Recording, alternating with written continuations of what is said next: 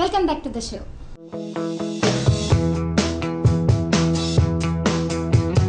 So మీ కెరియర్లో మీరు టెస్ట్ ట్యూబ్, సరోగేట్ మదర్ ఇవన్నీ చేస్తున్నారు కదా. ఈ నార్మల్ డెలివరీ చేసిన దానికన్నా ఒక టెస్ట్ ట్యూబ్ బేబీ ద్వారా ఒక బేబీకి జన్మనివ్వడం, సరోగేట్ మదర్ ద్వారా ఇంకొక బేబీకి జన్మనివ్వడం అనేది చాలా అద్భుతంగా అనిపిస్తుంది కదా. సో మీకు అప్పుడు ఎలా అనిపించింది ఫస్ట్ టెస్ట్ ట్యూబ్ ప్రాసెస్ని మీరు స్టార్ట్ చేసినప్పుడు? నేను 2007 ఏప్రిల్లో test tube baby centre doctor Bhavani fertility centre అని సాయిభవాని సూపర్ స్పెషాలిటీ హాస్పిటల్లో ఒక యూనిట్ స్టార్ట్ చేశానండి. నా అదృష్టం ఏంటంటే అదృష్టం మా టీం వర్క్, భగవంతుడి దయ, పేషెంట్ యొక్క అదృష్టం, ఆ స్త్రీ యొక్క అదృష్టం. ఫస్ట్ కేసెస్ సక్సెస్ అయింది. ఆమె పేరు శశిరేఖ, పండంటి పాప పుట్టింది. సో అంటే ఆ టెస్ట్ ట్యూబ్ బేబీ అంటే భగవంతుడి యొక్క క్రియేషన్కి ఎన్నో ప్రాబ్లమ్స్లో సఫర్ అవుతున్న దంపతులకి మనం చదువుకున్న విద్య ద్వారా, ఈ కొత్త టెక్నాలజీ ద్వారా సంతానం కలిగేలా చూడడం అనేది అది ఆ డాక్టర్కి అనుభవిస్తే గానీ తెలియదు. చాలా ఆనందంగా ఉంటుంది. అలాగే ఎప్పుడైతే గర్భం సపోర్ట్ చేయదో, ఆవిడ యొక్క పిల్లల సంచి బిడ్డని మొయ్యడానికి సపోర్ట్ చేయనప్పుడు వేరే స్త్రీ ఎంతో ఉదారంగా ముందరకు వచ్చి తన గర్భాన్ని, పిల్లల సంచిని, ఈవిడ శిశువుని మొయ్యడానికి, అంటే ఎంతో ఉదారమైన మనస్సు కావాలండి, దానికి హృదయం కావాలి. సో అంత బ్రాడ్ మైండెడ్ తో ఒప్పుకునే ఆ స్త్రీకి కూడా సెల్యూట్ చేయాలి. సో ఈ ఒక తన సాటి స్త్రీకి మాతృత్వం అనే మధురమని పంచి పెట్టడం అనేది ఆ సరగేట్ మదర్ కూడా సెల్యూట్ చేయాలి. ప్లస్ వీళ్ళకి ఎంత ఆనందంగా ఉంటుందండి, ఇక జన్మలో కారు పిల్లలు అన్న వాళ్ళకి సంతానం అయ్యి, అదే ఒక డాక్టర్ గా నేను సహాయం చేయగలిగినందుకు నేను ఎన్నో పుణ్యం అనుకుంటాను. ఐ లవ్ దిస్ ప్రొఫెషన్ అంతే. ఓకే. సో ఈ ప్రొఫెషనల్ వల్ల నేను పర్సనల్ లైఫ్ ని మిస్ అయ్యానని ఎప్పుడన్నా అనిపించిందా? లేదండి, ఎప్పుడూ అనిపించదా? ఎందుకంటే మీరు అంత డెడికేటెడ్ గా చూసుకుంటారు కాబట్టి మీకు అనిపించలేదేమో. ప్రైవేట్ ప్రాక్టీస్ లోనే కాదండి, గవర్నమెంట్ హాస్పిటల్ వర్క్ చేస్తున్నప్పుడు కూడా త్రూఅవుట్ నైట్ మెలకు ఉన్నా కూడా ఆ అలసట అస్సలు అనిపించదు. ఎంత పని చేస్తే అంత ఆనందంగా ఉండేది నా మట్టుకు. నాకు ఎంతో మంది నా సిజేరియన్ కాకుండా నార్మల్ డెలివరీస్, నేను నా కలిగి ఒకసారి పోస్ట్ గ్రాడ్యుయేట్ స్ట్రైక్ అయిందండి, PGs and under graduate strike somewhere 90 ఆ టైంలో. అప్పుడు నేను నా కలీగ్ ఉన్నాం. మేము రాత్రంతా కూర్చుని ఒక 30 డెలివరీస్, అన్ని నార్మల్స్. అఫ్ కోర్స్ అంత బ్యాడ్ కేసెస్ ఆ రోజు రాలేదేమో, సిజేరియన్ ఖచ్చితంగా పడే కేసెస్ 30 కూడా నార్మల్ డెలివరీస్ చేసాం. ఎంత ఆనందం అనిపించిందో. 30 ఒక్క రోజులో 30? అమ్మ చాలా అవుతాయండి. నార్మల్ డెలివరీస్ చేశారా? త్రూఅవుట్ నైట్ కూర్చుని 30 నార్మల్ డెలివరీస్ నేను నా కలీగ్ చేసాం. ఓకే. సో అది పెద్ద అచీవ్మెంట్ అన్నమాట. సో కంటిన్యూగా కూర్చున్నారా? నా కలీగ్ కంటిన్యూస్ గా ఉన్నారండి మార్నింగ్ నుండి ఈవినింగ్ వరకు? అంతే కదండి. లేబర్ రూమ్ కి, డెలివరీ రూమ్ కి అటాచ్డ్. మధ్యలో పేషెంట్ ప్రోగ్రెస్ అవ్వట్లేదు, ఇంకా డెలివరీ ప్రోగ్రెస్ అవ్వట్లేదు అంటే డ్యూటీ మెడికల్ ఆఫీసర్ రూమ్ ఉంటుంది. వాళ్ళు జస్ట్ కొంచెం రిలాక్స్ అవ్వడం, మళ్ళీ రావడం. ఓకే. అది ఇప్పటికీ మర్చిపోలేదు. ఓకే. సో మీరు ప్రొఫెషనల్ కోసం ఏదైనా త్యాగం చేశారు అంటే ఏం చెప్తారు? ఏం త్యాగం చేశాను అనుకుంటారు మీరు? ఈ ప్రొఫెషన్ నాకు ఎంతో ఇచ్చిందండి, మానసిక ఆనందాన్ని ఇచ్చింది, సాటి మనుషులకి సేవ చేసే అదృష్టాన్ని ఇచ్చింది. తర్వాత సమాజంలో ఈరోజు భవానీ అంటే ఒక డాక్టర్గా గుర్తింపునిచ్చింది. అందులోనూ ఇన్ఫర్టిలిటీ స్పెషలిస్ట్గా, అలాగే ఒక సూపర్ స్పెషాలిటీ హాస్పిటల్ ఓనర్గా ఎంతో మందికి సేవ చేసే అదృష్టాన్ని నాకు ఈ ప్రొఫెషన్ ఇచ్చింది. పర్సనల్గా మిస్ అవుతుంది, అదొక్కటే చెప్తున్నాను కదండి.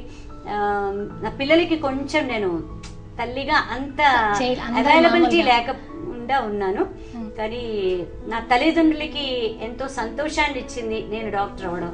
నా కుటుంబ సభ్యులకి, నా బంధువులకి ఎంతో ఆనందాన్ని ఇచ్చింది. ఓకే.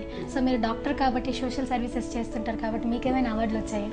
అండ్ సోషల్ సర్వీస్ లో అవార్డ్స్ అంటే ఇండియన్ మెడికల్ అసోసియేషన్ ద్వారా వాటిలాగా వచ్చాయండి. అవార్డ్స్ దానికి కంటే కూడా మేము యాక్చువల్లీ సత్యసాయి స్వామి పేరిట ఎన్నో ఫ్రీ హెల్త్ క్యాంప్స్ మా హాస్పిటల్ తరఫు నుంచి సత్యసాయి సమితి నుంచి Conduct కండక్ట్ చేసామండి. అంటే మా ఫ్రెండ్స్ని, లైక్ మైండెడ్ పీపుల్ని, మా కలీగ్ స్పెషలిస్ట్ని వాళ్ళని తీసుకువెళ్ళి ఒకే రోజు 2000 మంది పేషెంట్స్ని ఉచితంగా చూసి ఉచితంగా మందులు పంచిపెట్టిన సందర్భాలు ఉన్నాయండి Sai Bhavani multi speciality hospital ద్వారా. అలాగే అది హాస్పిటల్ పెట్టక ముందు కూడా మేము సత్యసాయి క్యాంప్స్ ద్వారా హెల్త్ క్యాంప్స్కి వెళ్ళి ఉచితంగా సేవలు అందించిన రోజులు ఉన్నాయి, ఇప్పటికీ చేస్తున్నాము. అది ఒక ఇన్స్పిరేషన్, ఏదో ఒక వ్యక్తి ద్వారానో లేకపోతే భగవంతుడి ద్వారానో ఒక గురువు ద్వారానో తీసుకుని ఇలా సమాజంలో ఫ్రీ సర్వీస్ చేసే మహానుభావులు ఎంతమందో ఉన్నారు. అలాగే డాక్టర్స్ కూడా చాలా మంది ఉచితంగా వాళ్ళ ఉన్న టైంలోనే, అంత బిజీ షెడ్యూల్లో కూడా కొంచెం టైం తీసుకుని ఉచితంగా చూసే డాక్టర్స్ చాలా మంది ఉన్నారండి. ఓకే, సో మీ తల్లిదండ్రులు అనుకున్నట్టు మీరు డాక్టర్ అయ్యారు. సో డాక్టర్ ఇలా ఫ్రీ క్యాంపులు పెడుతున్నారు, మీ దగ్గరకు వచ్చిన వాళ్ళకి కన్సల్టేషన్ ఇచ్చుకుంటూ ట్రీట్మెంట్ చేస్తున్నారు. సో మీ పేరెంట్స్ ఎలా ఫీల్ అయి ఉన్నారు అప్పుడు మీకు? అంటే మీరు ఒక డాక్టర్గా మీరు పర్సనల్ లైఫ్ని మీరే ఒక హాస్పిటల్కి ఓనర్ అయిపోయి మీరు క్యాంపులు కండక్ట్ చేస్తున్నారు కదా, మీ నాన్నగారికి మీ అమ్మగారికి అమ్మ నేను ఇలా కండక్ట్ చేస్తున్నాను చెప్పినప్పుడు వాళ్ళు ఎలా ఫీల్ అయ్యారు? అంటే హాస్పిటల్ పెట్టినప్పుడు చూసే అదృష్టం మా అమ్మగారికి లేకపోయింది. నాన్నగారు చిన్న హాస్పిటల్ అంటే నర్సింగ్ హోమ్ పెట్టినప్పుడు తెలుసు. ఒక సూపర్ స్పెషాలిటీ స్థాయికి పెరిగేటప్పుడు 110 పడకల super speciality hospital self made అండి. నేను నా husband Sai Bhavani super speciality hospital అని చెప్పి ఒక జీడిమెట్ల లో, అంటే చాలా ఇండస్ట్రియల్ ఏరియా, ఎన్నో ప్రాబ్లమ్స్ తో, ఊపిరితిత్తులకు సంబంధించిన ప్రాబ్లమ్స్ ఎంతో అంటే ఉన్న ప్లేస్ లో ఆ రోజుల్లో 2004 జూన్లో అక్కడ ఒక పెద్ద సూపర్ స్పెషాలిటీ హాస్పిటల్, అంటే చాలా అందమైన హాస్పిటల్ కూడా కట్టామండి. అంటే గవర్నమెంట్ యొక్క సహాయంతో, లోన్స్ తోటి, మా పర్సనల్ రిసోర్సెస్ తోటి అక్కడే ఆ హాస్పిటల్లో టాప్లో మా నివాసం ఏర్పరచుకుని అక్కడే ఉండేవాళ్ళం. 24 గంటలు మా పేషెంట్స్కి అందుబాటులో ఉండేటట్టు, నేను నా హస్బెండ్ నా పిల్లలు. అంటే అక్కడ మాకు పొల్యూషన్ ఉంది అని ఉన్నా కూడా ఏమాత్రం భయపడకుండా హాస్పిటల్ టాప్లో ఉండి ఆ పైన ఉండి పేషెంట్స్కి 24 గంటలు అందుబాటులో ఉండి ఎంతో మందికి ఆరోగ్యశ్రీ ద్వారా కానీ లేకపోతే పేషెంట్స్కి వచ్చే వాళ్ళకి కానీ ఎంతో సేవ చేసామండి. ఓకే, సో మీరు ఇప్పుడు భవానీ గారు చాలా రెస్పెక్టెడ్ పొజిషన్లో ఉన్నారు. మీరు యాజ్ ఏ డాక్టర్గా, యాజ్ ఏ లేడీగా మా మగవాళ్ళకి కానీ మీ జూనియర్ డాక్టర్స్ కానీ మీరు ఎలాంటి మెసేజ్ని కన్వే చేస్తారు? అంటే ఎవరికైనా మెసేజ్ ఇచ్చేంత స్థాయికి నేను పెరిగాను నేను అనుకోవట్లేదండి. కానీ నాకు తెలిసిన దాని ప్రకారం ఏ వృత్తి తీసుకున్నా, ఏ చదువు చదివినా, ఏ పని చేసినా కూడా ఎంతో అంకిత భావంతో చేస్తూ మనస్ఫూర్తిగా దాంట్లో లీనమై మనం ఆనందంగా ఉంటూ ఆ వృత్తి నుంచి ఆనందాన్ని పొందుతూ మనం ఏమి చదువుకున్నా కూడా 10 మందికి ఉపయోగపడేలాగా పని చేస్తే అంతకంటే తృప్తి, ఆనందం, ఆరోగ్యం ఏమీ లేదు. సమాజం నుంచి మనం ఒకటి పొందితే 2 చేతులతో సమాజానికి ఇచ్చే స్థాయికి ఎదగాలి, అంత మనసుతో ఉండాలి.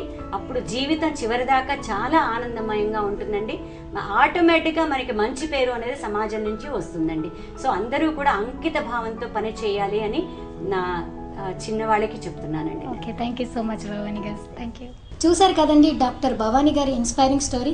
ఇదండి వాళ్ళ మగువ కార్యక్రమం. మరొక చక్కటి మగువ కార్యక్రమంలో మళ్ళీ కలుసుకుందాం. అంతవరకు సెలవు, నమస్కారం.